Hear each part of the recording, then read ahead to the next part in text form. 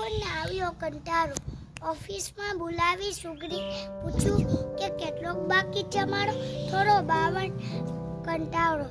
સુગડી કહે કે સાહેબ પોતાનું ઘર છે, બિલ્ડરની જેમ થોડું બાંધ એક એક તરાને લાખે ડિટેલ એને જાતમાં પુરાવીને શાંતિએ.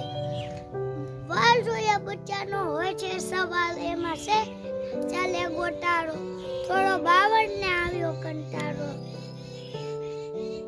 ધોધમાર વરસે વર્ષ ના છાટાની ના લાગે બીક. ફ્લેટની દિવાલને ધાબા જોયા છે, એક ઝાપટામાંથી જતા લીક.